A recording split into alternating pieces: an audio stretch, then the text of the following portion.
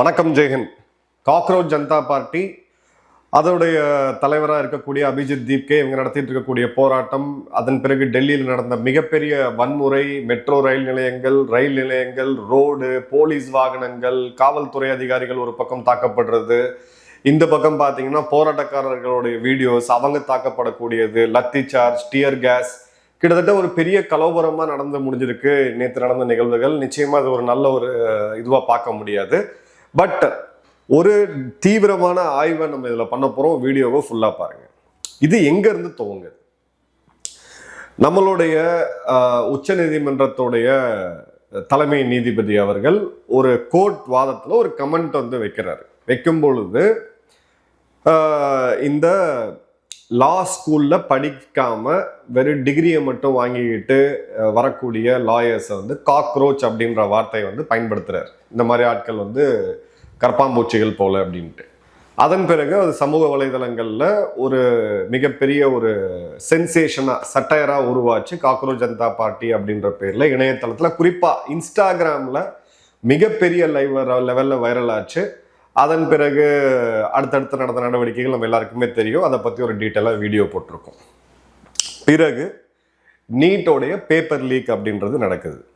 நீட்டோடைய paper leak நடந்த பிறகு ஏன்னா கிட்டத்தட்ட ஒரு 28 லட்சம்ல இருந்து 30 லட்சத்துக்கும் அதிகமான மாணவர்கள் எழுதக்கூடிய ஒரு மிக மிக முக்கியமான தேசிய அளவிலான ஒரு தேர்வு. இந்தியாவுடைய மருத்துவர்களுடைய எதிர்காலத்தை தீர்மானிக்கக்கூடியது. அந்த மருத்துவர்கள் தான் நம்மளுடைய நாட்டோடைய எதிர்காலத்தையுமே தீர்மானிக்கக்கூடிய ஒரு மிக முக்கியமான சமூக பொறுப்புல இருக்கக்கூடியவங்க. ஸோ இந்த எக்ஸாம் பேப்பர் லீக் ஆகும் பொழுது இதோடைய துறை அமைச்சர் திரு தர்மேந்திர பிரதான் அவர்கள் மற்றும் அவர் கீழே இருக்கக்கூடிய அமைச்சரவைக்கு கீழே இருக்கக்கூடிய அதிகாரிகள் இவங்க எப்படி ரியாக்ட் பண்ணாங்க அப்படின்றத நம்ம எல்லாருமே பார்த்தோம். பேப்பர் லீக் நடந்தது உண்மை. இதற்கு ஒரு சிபிஐ விசாரணையை வச்சு அதில் சம்மந்தப்பட்டவங்க நிறைய பேர் கைது செய்யப்பட்டாங்க, எல்லாமே செஞ்சாங்க. பட் அடிப்படையா ஒரு மாணவனுடைய அவனுடைய அந்த சூழ்நிலையை பார்க்கணும். நீட்டுக்கு ஜென்ரலா 11th 12th ப்ரிப்பேர் பண்ணுவாங்க. 2 வருடம் மாணவர்கள் ப்ரிப்பேர் பண்ணுவாங்க. சில பேர் 3 வருடம்லாம் ப்ரிப்பேர் பண்ணுவாங்க. அது ஒரு கனவு. ஏன்னா எல்லாராலையும் டொனேஷன் கட்டிலாம் மெடிக்கல் படிக்க முடியாது. மெரிட்ல வரணும், சாதிக்கணும் அப்படின்னு சொல்லி பெற்றோர்கள் அவங்களுடைய வாழ்க்கையில பல விஷயங்களை தியாகம் பண்ணுவாங்க. முதல்ல பெற்றோர்களோட தியாகத்தை பார்ப்போம். 2 வருடம் நான் எங்கேயும் வெளியில போக மாட்டேன், என் குழந்தைங்களோட டைம் ஸ்பெண்ட் பண்ணுவேன், அவங்களுடைய ஹெல்த், என்னுடைய ஆஃபீஸில் சில விஷயங்களை நான் காம்ப்ரமைஸ் பண்ணுவேன், ஒர்க் ஃப்ரம் ஹோம் பண்ணுவேன், அம்மாக்களுடைய தியாகம், அப்பாக்களுடைய தியாகம், இது அவ்வளோ ஒரு சீரியஸான விஷயம். 2வது மாணவர்கள் ஒரு பொது தேர்வு நடக்குது, +2 எக்ஸாம் முடிக்கிறாங்க. சிபிஎஸ்சிலையோ ஸ்டேட் போர்ட்லேயோ இல்லை மெட்ரிகுலேஷன்லையோ முடித்த பிறகு நீட் தேர்வுக்கு போகிறாங்க. அது எல்லாமே பிளான் ஆகுது. நீட் தேர்வு முடிஞ்ச பிறகு அவங்க அந்த ரிலாக்ஸேஷன் மோடுக்கு வராங்க. அப்பா முடிஞ்சது, அடுத்த அவங்களுடைய அந்த ஆங்ஸைட்டி அப்படின்றது தேர்வோட முடிவு வரும்போது. ஸோ இடைப்பட்ட காலங்களில் அவங்களுடைய அந்த ஸ்ட்ரெஸ்ஸை ரிலீவ் பண்ணுறதுக்கு பெற்றோர்களுடைய வெளியில் போகிறது, ஏதோ ஒரு ஆக்டிவிட்டியில் ஏதோ ஒரு இடத்துல அவங்க பண்ணுவாங்க.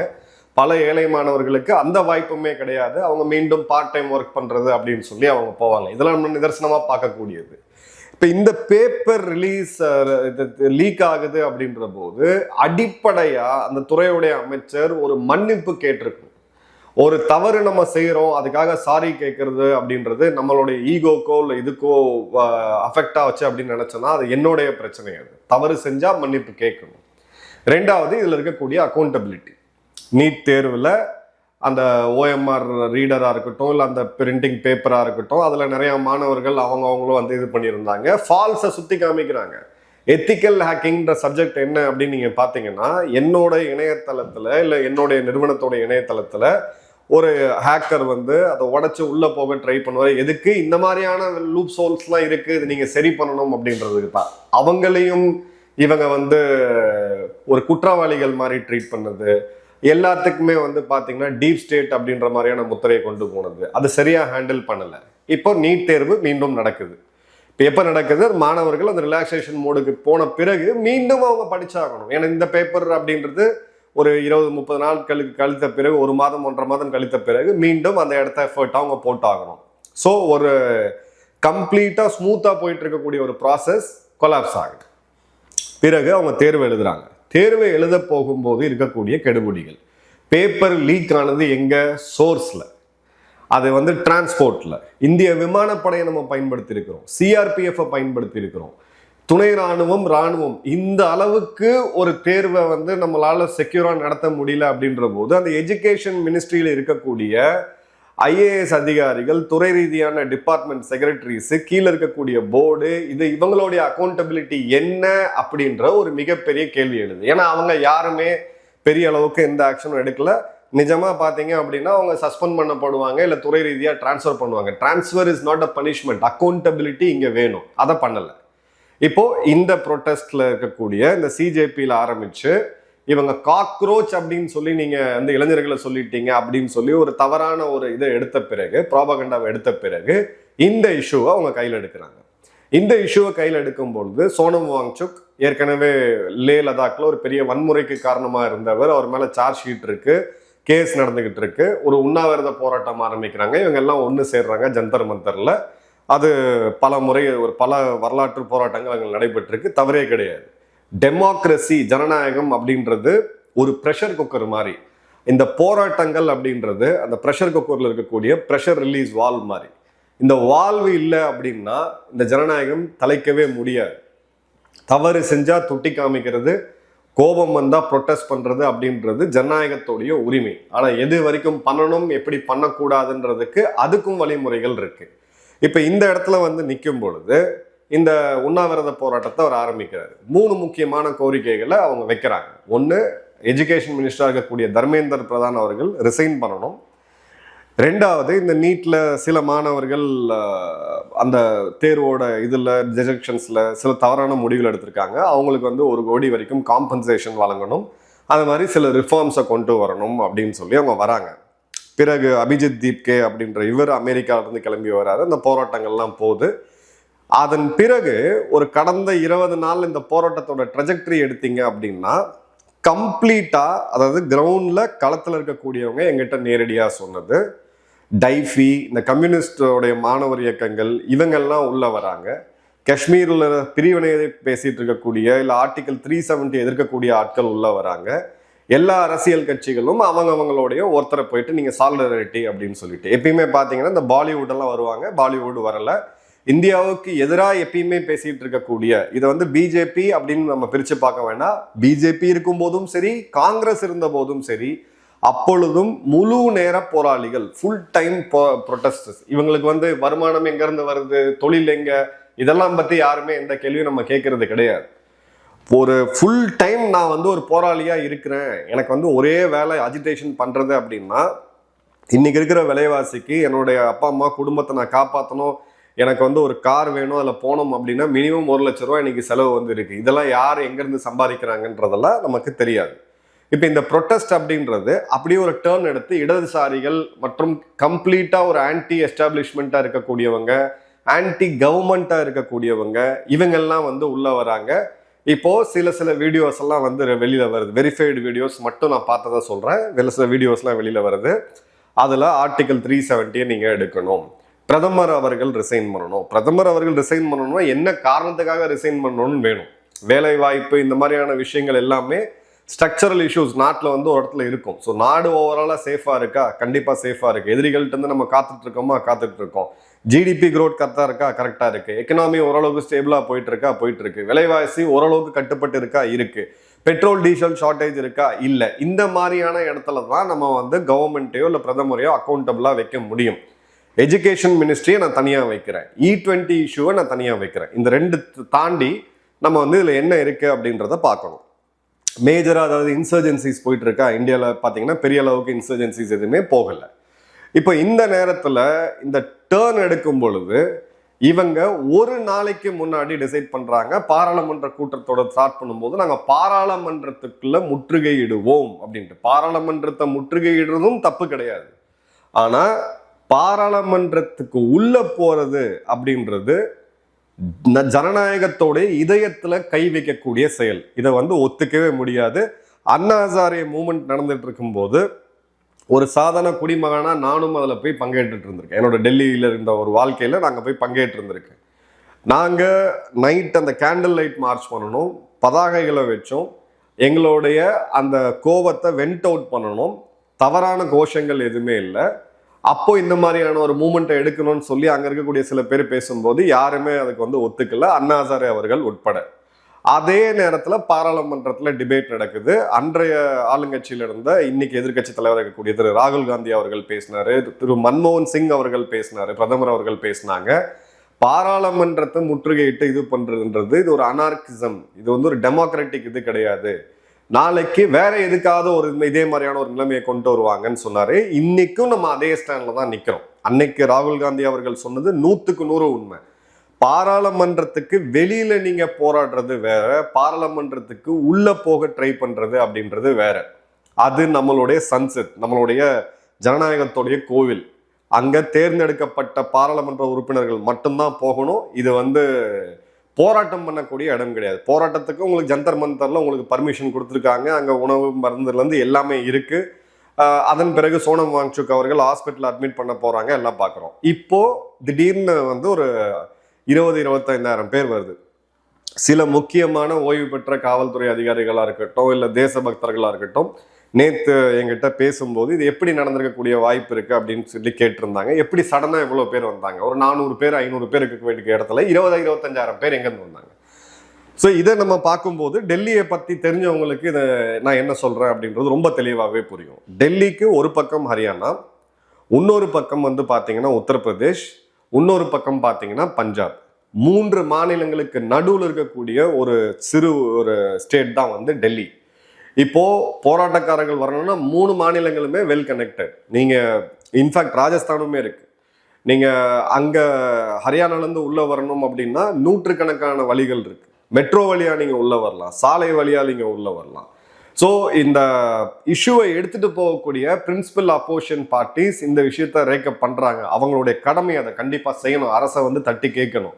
அந்த கட்சியோடைய ஆட்களும் கணிசமான பேர் உள்ள வராங்க. ஸோ ஒரு மாணவர்களுடைய ஜென்யூன் ப்ரொட்டஸ்டா ஆரம்பிச்சது இவங்க ஹேண்டில் பண்ண விதத்துல இது வந்து கம்ப்ளீட்டா இன்ஃபெஸ்ட் ஆகி இப்போ வேற ஒரு டேர்ன் எடுக்கிறத நம்ம பார்க்குறோம். பாராளுமன்றத்தை முற்றுகையிட போறாங்க, தடியடி நடக்குது, கண்ணீர் புகை வீசுறாங்க, தண்ணீர் பாய்ச்ச வேண்டிய சூழ்நிலை அப்படின்றது வருது. நிச்சயமா ரியாட்டை வந்து கண்ட்ரோல் பண்ணி ஆகணும். பாராளுமன்றத்துல உள்ள பாத்தீங்க அப்படின்னா அவங்களுக்கு இருக்கக்கூடிய ஸ்டாண்டிங் ஆர்டர்ஸ் அவங்க லிட்டரலா துப்பாக்கி எடுத்துட்டு நிற்கக்கூடிய ஒரு சூழ்நிலைக்கு ரொம்ப ஒரு டேஞ்சரஸான சுச்சுவேஷனுக்கு போயிருச்சு. பாராளுமன்றத்துக்குள்ள போறது, பொது சொத்தை வந்து சேதப்படுத்துறது, ரயில்வே லைனை உடைக்கிறது, இல்ல ரயில வந்து குறி வச்சு தாக்குறது, பப்ளிக் ப்ராப்பர்ட்டியை டிஸ்ட்ராய் பண்றது எந்த ஒரு போராட்டத்திலையும் அலோவே பண்ண முடியாத ஒரு விஷயம். இதுல வந்து ஜீரோ காம்ப்ரமைஸ், இதுக்காக தான் பண்ணோம் அப்படின்ற விஷயமே கிடையாது. வருடம் முழுக்க கூட நீங்க போராட்டத்தை எடுத்துட்டு போகலாம், நியாயமான கோரிக்கைகளை வைக்கலாம். பொது சொத்தை சேதம் விளைவிக்கிறது அப்படின்றது இது கிளியர் கட்டான ஒரு அனார்கிசம். அடுத்த கட்டம் இந்த இதுல பார்க்கும்போது பாத்தீங்கன்னா இன்ஸ்டாகிராம ரொம்ப எஃபெக்டிவா பயன்படுத்தியிருக்காங்க. இவங்களுடைய மினிஸ்ட்ரி ஆஃப் இன்ஃபர்மேஷன் அண்ட் பிராட்காஸ்டிங்க்கு இவங்களுடைய ரோல் என்ன அப்படின்றது தெரியல. 50 கோடிக்கும் அதிகமான இன்ஸ்டாகிராம் பயனாளிகள் இருக்காங்க. ஒரே ஒரு எக்ஸாம்பிள் சொல்றேன். ஒரு வீடியோவை அங்க கலவரக்காரர் ஒருத்தர் வந்து எடுக்கிறார். நான் கலவரக்காரர்ன்றதை நான் பிரிச்சு பேசுறேன். போராட்டம்ன்றது வேற, கலவரம்ன்றது வேற. கல் எடுத்து போலீஸ் மேல அடிக்கிறது, அங்க இருக்கக்கூடிய பொது சொத்துக்கள் மேல அடிக்கிறவங்க வந்து போராட்டக்காரர்கள் கிடையாது, அவங்க கலவரக்காரர்கள். அங்கிருந்து ஒருத்தன் ஒரு இன்ஸ்டாகிராம் வீடியோ எடுத்து போடுறான். ஹரியானாவை சேர்ந்த ஒருத்தன், பேர் வேண்டாம், ஒரு இன்ஸ்டாகிராம் வீடியோ எடுத்து போறான். அவன் வந்து ஒரு இன்ஃப்ளூயன்சர், ஒரு சைசபிளான பாப்புலேஷன் அவனை ஃபாலோ பண்றாங்க. நேபாள் மாதிரியான நிகழ்வு, ஸ்ரீலங்கா மாதிரியான நிகழ்வு, ஸ்ரீலங்கால ப்ரொட்டஸ்ட் எதுக்கு நடந்துச்சு? ஒரு குடும்ப ஆட்சிக்கு எதிராக அங்க ஒரு சூழ்நிலை வரும்பொழுது, நாடு திவாலாகும் போது அங்க ப்ரொட்டஸ்ட் நடந்துச்சு. அன்றாடம் போய் அவங்க வந்து ஸ்ரீலங்கன்ஸ் வந்து போராடிட்டு இருக்காங்களா? கிடையாது. நேபாளில் லெப்டுக்கு எதிராக, இந்த கரப்ட் பொலிட்டிஷியன்ஸ்க்கு எதிராக ஒரு லெவலுக்கு மேல போகும்போது ஒரு இடம் வருது. இந்த வந்து இங்க கம்பேர் பண்ணி பாராளுமன்றத்தை வீழ்த்தி நாங்க எங்க ஆட்சியை கொண்டு வருவோம் அப்படின்னு ஒருத்தன் வீடியோ போடும்போது அதுல இன்ஃப்ளூயன்ஸ் ஆகக்கூடியவங்க வாலியா அடுத்தது பஸ்ஸை பிடிச்சி, மெட்ரோவை பிடிச்சி, ட்ரெயினை பிடிச்சி அங்க உள்ள வரக்கூடிய சூழ்நிலை அப்படின்றது எழுது. இன்ஸ்டாகிராம் இன்னைக்கு இருக்கக்கூடிய நாட்டோட இறையாண்மைக்கு ஒரு மிகப்பெரிய சேலஞ்ச். இந்த அரசாங்கம் இதுக்கு மேலேயும் முழிச்சுக்கல அப்படின்னா இவங்களை கடவுள் தான் காப்பாற்றணும். Ministry of information and broadcasting உடைய அடிப்படை கடமை இன்ஃபர்மேஷன் அண்ட் பிராட்காஸ்டிங். இது ரெண்டுத்துக்குமான மிக முக்கியமான மீடியம் இன்ஸ்டாகிராம். இன்ஸ்டாகிராம்ல அல்காரிதம் எப்படி ஒர்க் ஆகுது? யாருக்கும் இன்னைக்கு இருக்கக்கூடியவங்களுக்கு நீங்க போன் நம்பர் எக்ஸ்சேஞ்ச் பண்ணிக்கணும்ன்ற அவசியமே கிடையாது. இன்ஸ்டா ஐடி எக்ஸ்சேஞ்ச் பண்ணி இன்ஸ்டால நீங்க கால் பண்ணலாம், இன்ஸ்டால நீங்க மெசேஜ் எக்ஸ்சேஞ்ச் பண்ணலாம், இன்ஸ்டால மெசேஜஸ் நீங்க ட்ரேசஸ் இல்லாம பண்ணலாம், இன்ஸ்டால நீங்க வந்து ப்ராபகண்டா பண்ணலாம், எல்லாமே பண்ணலாம். ஃபேஸ்புக்ல நீங்க ஃபேக்ட் செக் பண்ண முடியும், எக்ஸ் தளத்துல நீங்க கம்யூனிட்டி நோட் ரைஸ் பண்ண முடியும். தவறான செய்தியை நானே பகிர்ந்துகிட்டா கூட நீங்க கிராக்கை யூஸ் பண்ணி இது தவறுன்னு சொல்லி உங்களால சுட்டி காமிக்க முடியும். இன்ஸ்டாகிராம்ல அந்த ஆப்ஷனே கிடையாது. நீங்க ரிப்போர்ட் மட்டும் தான் பண்ண முடியும். அந்த ரிப்போர்ட்ல என்ன ஆக்ஷன் எடுக்கிறாங்கன்றது மெட்டா நிறுவனத்துக்கு மட்டும்தான் தெரியும். அமெரிக்கால ட்ரம்ப் வந்த பிறகு டிக்டாக்கை தடை செய்வேன்னு சொல்லி அவர் வந்து ஒரு கடுமையான அழுத்தத்தை கொடுக்கிறார். டிக்டாக் போய் அவங்க காலில் விழுறாங்க. ஏன்னா அமெரிக்காவுடைய எலெக்ஷன் நெரேட்டிவ், பொலிட்டிக்கல் நெரேட்டிவ், குறிப்பா யூத் கேம்பஸ் பாலிடிக்ஸை மிகப்பெரிய லெவல்ல கண்ட்ரோல் பண்ணது டிக்டாக். அது வந்து ஒரு சீன நிறுவனம். கடைசியா டிக்டாக்கை கழுத்துல கத்திய வச்சு டிக்டாக்ல இருக்கக்கூடிய 51% பங்கை வந்து நீங்க அமெரிக்க நிறுவனத்தை வைக்கணும்னு சொல்லி அவங்க கண்ட்ரோல் எடுத்த பிறகுதான் மீண்டும் டிக்டாக்கை அலோவ் பண்றாங்க. இங்க இன்ஸ்டாகிராம் நடத்தக்கூடிய மெட்டா நிறுவனம் கம்ப்ளீட்டா ஃப்ரீயா இருக்காங்க. அவங்களுக்கு வந்து எந்த விதமான ஒரு அக்கௌண்டபிலிட்டியும் கிடையாது. இங்க இருக்கக்கூடிய யாருமே அதுக்கு உண்டான ஆல்டர்னேட்டிவ் ஆப்பை இது பண்ண முடியல. It's a game of algorithm. அதோட தாக்கம் தான் நீங்க கிரவுண்ட் லெவல்ல பண்றீங்க. இன்னைக்கு நீட் பேப்பர் லீக், சமூக பிரச்சனைகள் வந்துகிட்டே இருக்கும். நாடு 140 கோடி மக்கள் இருக்கக்கூடிய இந்த நாட்டுல ஒன்னு இல்லாட்டி ஒன்னு சமூக பிரச்சனைகள் வரும். எமோஷனல் வீடியோஸ் வரதான் செய்யும். அது எல்லாத்தையும் எடுத்து வைரல் ஆகி நாளைக்கு எல்லா இடத்துலயும் எல்லா அரசாங்கம், மத்திய அரசு, மாநில அரசுக்கு எதிராக இவங்கெல்லாம் வந்து டோட்டலா நாளைக்கு தமிழ்நாட்டு அரசுக்கு எதிராக ஒரு போராட்டம் நடத்தி நம்மளுடைய சென்ட் ஜார்ஜ் ஃபோர்ட்டுக்கு எதிராக உள்ள போவோம், நாங்க உள்ள போய் உடைச்சிட்டு உள்ள போவோம்னு முன்ன நாளைக்கு போனாங்கன்னா நாடு தாங்காது. ஸோ கம்ப்ளீட்டான ஒரு இன்ஃபர்மேஷன் மேனேஜ்மெண்ட்டை இவங்க எப்படி பண்ணும், காக்னிட்டிவ் வார்ஃபேர்னா என்ன, அதுக்கு உண்டான இது என்ன அப்படின்றது எந்த இடத்துலையுமே இவங்க துறை ரீதியான அமைச்சர்களோ அவங்க அதிகாரிகளோ இதை வந்து கண்டுக்கவே இல்லை. அவங்க தெரிஞ்சு தெரியாம இருக்காங்களா என்ன அப்படின்றது தெரியல. தேர்தல் வெற்றிகள் மட்டும் ஒரு இடத்துல நம்மளை சேஃபா வச்சிடணும்னு அவங்க நினைச்சாங்க அப்படின்னா we are really sorry, அது உண்மை கிடையாது. ஸோ இந்த இடத்துல இந்த ப்ரொட்டஸ்ட் இப்போ வயலண்டா போயிருக்கு, கலவரமா போயிருக்கு. இதை ஒத்துக்கவே முடியாது. இப்போ நம்ம திங்கக்கிழமை இந்த ப்ரொட்டஸ்ட்டை பார்க்குறோம், ஒரு ஒர்க்கிங் டே இது. இதே ப்ரொட்டஸ்ட் நாளைக்கு சனிக்கிழமை பண்றாங்க. இப்போ பஞ்சாப்ல இருந்து ஃபார்மர்ஸ்ன்னு சொல்லி அவங்க இந்த பக்கம் வரக்கூடியதை, உள்ள வரக்கூடியதை டெல்லியை முற்றுகையிட முடியாது. ஏன்னா டெல்லிக்குள்ள வந்துட்டாங்க. நீ மொத்த குளோபல் மீடியாவும் அங்கதான் இருக்கு.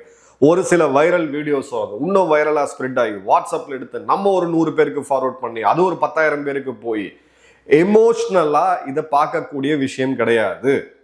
இது எமோஷனல் விஷயம் கிடையாது. அதை தாண்டி பார்க்க வேண்டிய ஒரு விஷயம். அந்த இடத்துல கம்ப்ளீட்டா இவங்க வந்து மிஸ்மேனேஜ் பண்ணியிருக்காங்க. அதுவும் நம்ம நாட்டு உள்ள இருக்கக்கூடிய இன்ஃபர்மேஷனை எப்படி ஹேண்டில் பண்றோம், இவ்வளோ பெரிய ஒரு நிறுவனம் என்ன அல்காரிதம்ல ஃபங்க்ஷன் பண்றாங்க, ஏது பண்றாங்க, எப்படி இந்த மாதிரியான இதெல்லாம் மட்டும் வருது. அமெரிக்காவுக்கு எதிராக நீங்க இறையாண்மைக்கு எதிராக ஒரு ஹேஷ்டாக் போட்டீங்கன்னா அந்த ஹேஷ்டாக் ட்ரெண்ட் ஆகுது. ட்ரை பண்ணி பாருங்க. நான் சேலஞ்ச் பண்றேன். இந்த கருத்துக்கு ஃபார் அண்ட் அகெயின்ஸ்ட் ரெண்டு பேருக்குமே நான் சொல்றேன். ஆனா இந்தியால உங்களால அதை ஈஸியா பண்ண முடியுது. இப்ப யார் அக்கௌண்டபிலிட்டி? இதற்கான மினிஸ்டர்ஸ் என்ன பண்ணிட்டு இருக்காங்க? இதற்கான பாலிசி என்ன? இதற்கான வரைமுறைகள் என்ன? இப்போ ஒரு தினமலர், தினத்தந்தியோ இல்ல ஹிந்துவோ ஒரு தவறான கட்டுரை எழுதுறாங்க, அக்கௌண்டபிலிட்டி இருக்கு. ஒரு சேனல் தவறான, ஒரு சேட்டலைட் சேனல் தவறான தகவலை போடுறாங்க, ட்ராய்க்கு வந்து அங்க அனுமதி இருக்கு. இந்த செய்தி தப்புன்னு சொல்லி அவங்கள பிளாக் அவுட் பண்ணலாம், அந்த செய்தி தவறுன்னு சொல்லி அடுத்த ஒரு வாரத்துக்கு நீங்க மன்னிப்பு செய்தி போடணும்னு சொல்லலாம். சோசியல் மீடியால ஒண்ணுமே கிடையாது.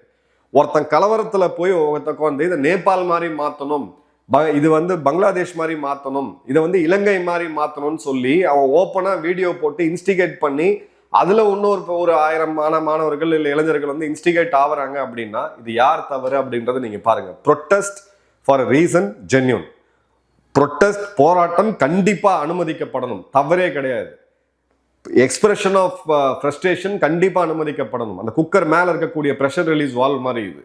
ஆனா தேச சொத்துக்களை இது பண்றது, தேசத்துக்கு எதிரான ஒரு இது பண்றது, ஒரு எலெக்டட் கவர்மெண்ட்டை டாப்பிள் பண்ற அளவுக்குன்ற கோஷம் வரும் பொழுது அந்த சம்பந்தப்பட்ட ஆட்கள் மேல நம்ம கொந்தளிக்கிறதுன்றது சரியான பார்வை கிடையாது. அதற்கான மீடியம் என்ன, யார் இன்ஸ்டிகேட் பண்றாங்க, யாரு பின்னாடி இது பண்றாங்க, இதற்கான ஒரு தீவிர ஆய்வை செய்யணும், எக்ஸ்பர்ட்ஸை உள்ள கொண்டு வரணும், இந்த மாதிரியான சோசியல் மீடியா நிறுவனங்களை அக்கௌண்டபிளா கொண்டு வரணும், இதற்கான வெள்ளை அறிக்கையை மக்கள் முன்னாடி வைக்கணும். இதுதான் இப்போதைக்கு இருக்கக்கூடிய தீர்வு. இந்த போராட்டம் இன்னும் எப்படி போகுதுன்றதை பார்த்துட்டு இன்னொரு டீட்டெயில் வீடியோல சந்திப்போம். உங்க கமெண்ட்ஸை மறக்காம கமெண்ட் பாக்ஸ்ல போடுங்க. நன்றி, வணக்கம், ஜெயஹிந்த்.